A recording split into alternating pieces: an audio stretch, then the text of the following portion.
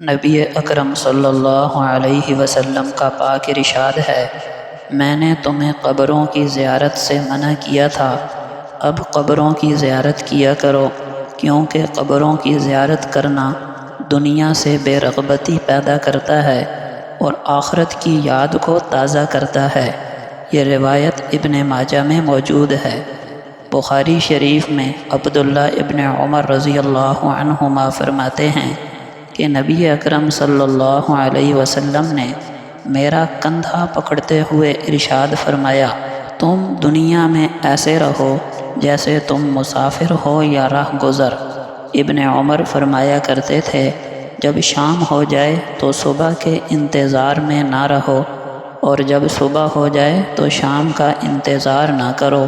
صحت کے زمانے میں بیماری کے وقت کے لیے نیکیوں کا توشہ جمع کر لو، اور اپنی زندگی میں موت کے لیے عمل کا سرمایہ فراہم کر لو۔ ترمذی شریف میں روایت ہے کہ نبی اکرم صلی اللہ علیہ وسلم نے ایک شخص کو نصیحت کرتے ہوئے فرمایا، 5 چیزوں کو 5 چیزوں سے پہلے غنیمت جانو، جوانی بڑھاپے سے پہلے، صحت بیماری سے پہلے، خوشحالی ناداری سے پہلے، فراغت مشغولیت سے پہلے، اور زندگی موت سے پہلے۔ مشکوٰۃ شریف میں ابو ایوب انصاری رضی اللہ عنہ سے روایت ہے کہ ایک آدمی نبی اکرم صلی اللہ علیہ وسلم کی خدمت میں حاضر ہوا اور کہا، مجھے نصیحت کیجیے اور مختصر لفظوں میں فرمائیے۔ آپ صلی اللہ علیہ وسلم نے فرمایا،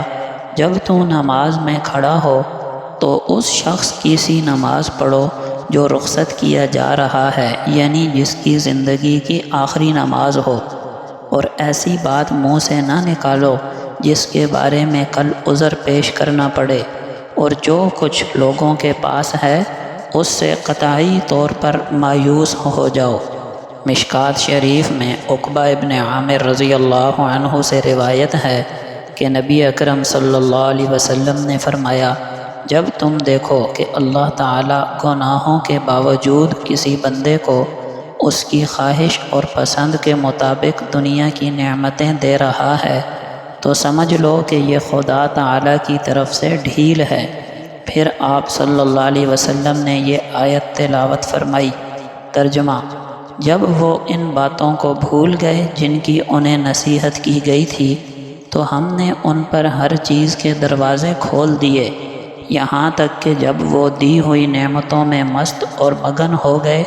تو ہم نے انہیں اچانک پکڑ لیا، پھر اچانک وہ مایوس ہو گئے۔ ترمذی شریف میں حضرت عبداللہ ابن مسعود رضی اللہ عنہ سے روایت ہے کہ نبی اکرم صلی اللہ علیہ وسلم نے فرمایا،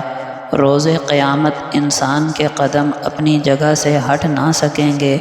یہاں تک کہ اس سے 5 باتوں کے بارے میں سوال نہ کر لیا جائے۔